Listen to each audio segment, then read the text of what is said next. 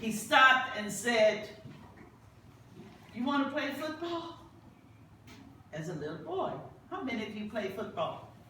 Raise your hand. I know many of you do. Okay. How many of you have a coach as a mentor? I see one over there, one hand. Okay. Do you know what a mentor is?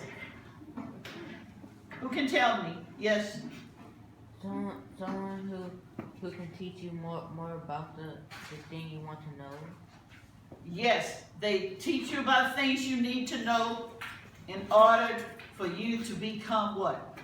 I heard the word. Successful. Someone said it. Successful in life. That's right.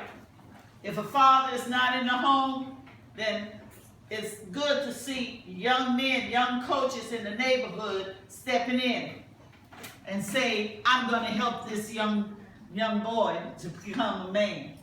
And now, this young man is graduating from college. And he thanked his mentors. I'm telling you this because each and every one of you in here can be successful.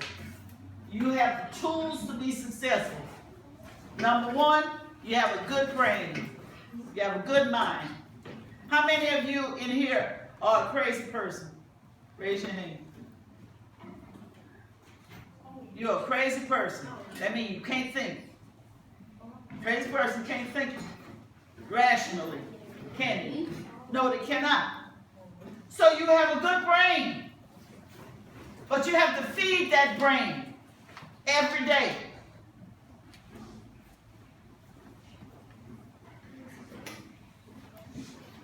These books look real pretty on the shelf. Nice and neat. Real pretty. Real pretty. I taught fifth grade, this is fifth grade book. I taught fifth grade English here at Rosenwald for a long time. And I didn't bring the letter that I wanted to bring. I will bring it one day and read it to you. It was written by a group of fifth graders who went to school here. In my class. No, it's not a journal. It's a letter. I just stumbled upon it because I was going through a scrapbook that I had at home. And the scrapbook was partially empty, except for this letter that I kept. And the children signed their names at the bottom. And one of those students, I kind of have to let Ms. Platt know, was one of her sons. He's grown now. Was one of her sons who had fifth grade English language arts with me here at Rosenwald. Those young men, those young people who signed their names, I looked at them, and all of them are successful today. They're leading a successful life. You can do the same thing. They've graduated high school and they're living a successful life. They're making a good living. Now, how many of you want to be successful? Thank you. Put your hands down. I want to mention one more thing. I was watching the Steve Harvey show yesterday, and he has the Dreamers students that he mentors, and he takes them to Disney World for a week. And they get all kinds of training. She's still talking. You're a Badley, aren't you? Your last name Badley? Stop talking. But these applicants, they have to apply. They have to write an application. They have to write an essay. They have to tell what they want to be in life. And I'm talking about young people. I'm not talking about grown-ups.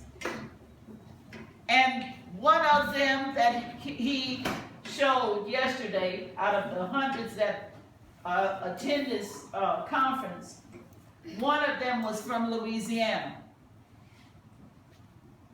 And they told how the Dream Conference Dreamers Conference changed their life.